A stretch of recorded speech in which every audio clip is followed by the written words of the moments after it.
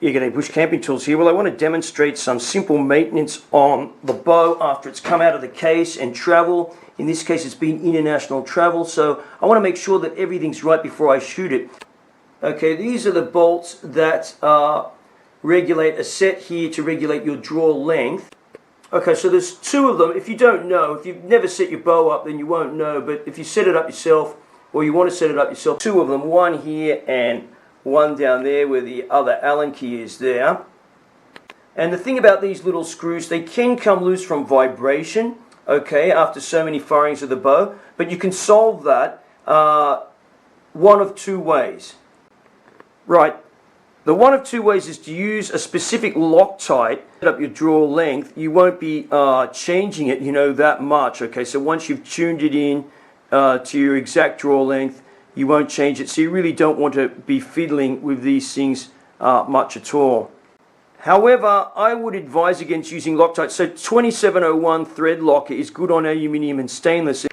I don't know whether this is a stainless steel bolt in here or not, but the cam is definitely aluminium. Advise using Loctites to anchor these fixtures in the cams, or anywhere for that matter on the bow generally, because it's a bit unnecessary, I feel, and if things are made exactly right, you shouldn't need to Loctite them necessarily in place. But certainly vibrations, forces are put in here, all sorts of things. If you did, this is 2701 is okay on aluminium and stainless. 243 is the wrong choice. That would be more permanent in there, and I would not use that. There's an alternative, and here's the alternative here. This is the alternative. If you're a female archer, you may already have this stuff lying around, and if you're a bloke, you might be able to rate it from your wife or girlfriend or sister or whatever, but it doesn't really matter. These are nail polishes, really bright, and they're not Loctite, so they're not going to be permanent. But what you can do is you can use this stuff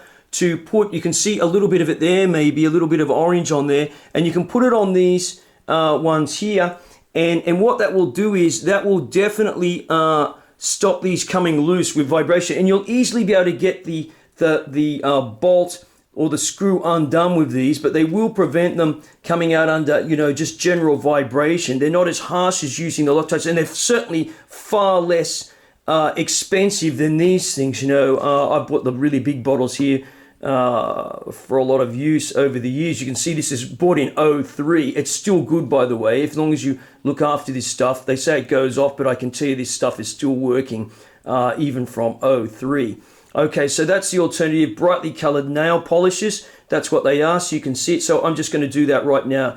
Right, so what we're going to do is just going to get some of this highly fluorescent stuff and just put a dab over there like that. Don't have to make it swim it in it. I've got the key in there so it doesn't get into the hole, and that will set that in there. That'll just disappear into the crack like normally, and it'll provide some resistance of this thing coming up, but I'll easily be able to remove it at a later date. I'm going to do likewise at the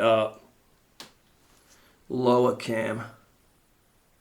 Just put a dab there, and of course, because it's colored, you can easily see if it's moved too as well, because if you apply a Loctite, the Loctite is actually applied on the thread. You don't apply Loctite like this. It won't work like this, by the way. If you've never used Loctites before, they've got to be applied actually on the in the thread sort of thing.